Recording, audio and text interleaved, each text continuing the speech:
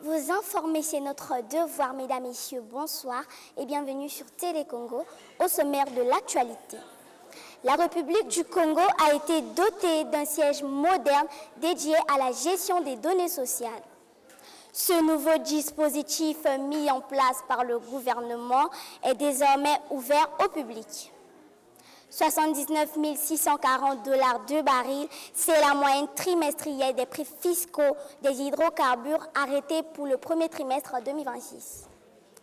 18 candidats ont été retenus lors de la demi-finale du Festival des élèves journalistes qui a eu lieu ce 10 mars dernier. Vous suivrez le reportage irrelatif dans ce journal. Une fois de plus, bonsoir. Comme nous l'avons annoncé au titre, un pas de géant vient d'être franchi dans le domaine social. Le Premier ministre Anatole Kone-Makosso a procédé récemment à la mise en service du registre social unique. Ce nouveau dispositif mis en place par le gouvernement est désormais ouvert au public. Doté d'un siège moderne dédié à la gestion des données, cet imposant édifice permettra l'enregistrement, la centralisation et l'orientation des demandes sociales des ménages, en particulier des plus pauvres et vulnérables. Duclair Pondengue pour le reportage. Abordé par la presse après l'inauguration, le Premier ministre Anatole Kone-Makosso a fait savoir que ce registre social unique, qui dispose d'une centrale de données de très grande taille, favorisera la meilleure coordination de la politique sociale. Écoutons le chef du gouvernement. Cette fois-ci, parlant hydrocarbures.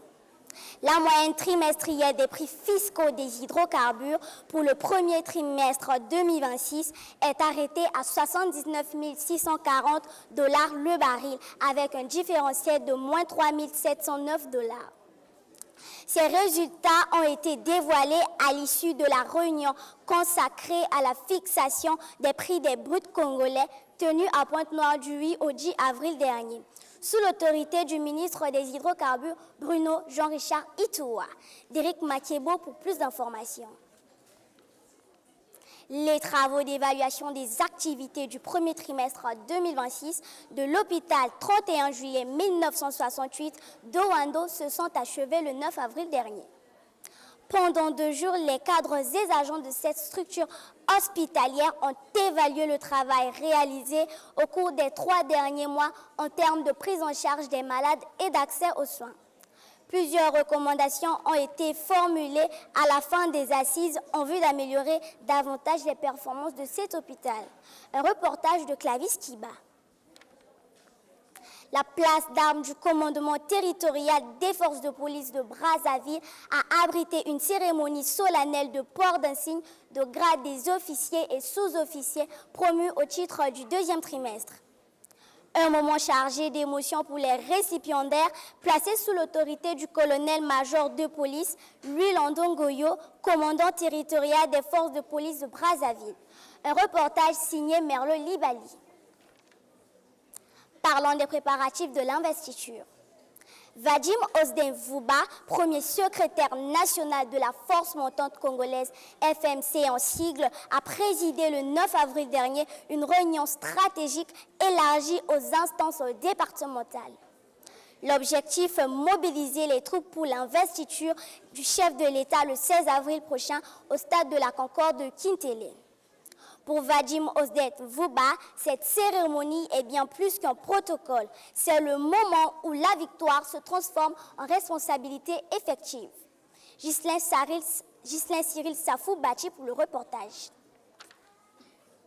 La directrice générale de la Maison russe du Congo, Maria Fakhroudinova, a présidé le 12 avril dernier la cérémonie commémorant les 65 ans du vol spatial historique de Yuri Gagarin le 12 avril 1961. Premier homme à voyager dans l'espace sous la bannière soviétique. L'événement a réuni plusieurs personnalités, dont Jean-Louis Ossol, conseiller du chef de l'État en charge des transports et de l'aviation civile.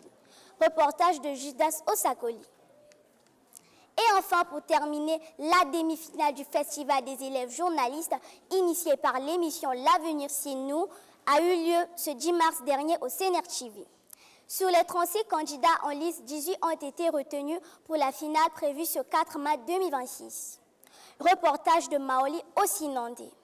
Voilà, mesdames, messieurs, c'est sur cet élément de la demi-finale du Festival des élèves journalistes que nous mettons un terme à cette édition. Je remercie les équipes en régie. On se retrouve demain à la même heure, même chaîne, avec le même plaisir. Coordination générale, Christian Malonga. Une fois de plus, bonne soirée.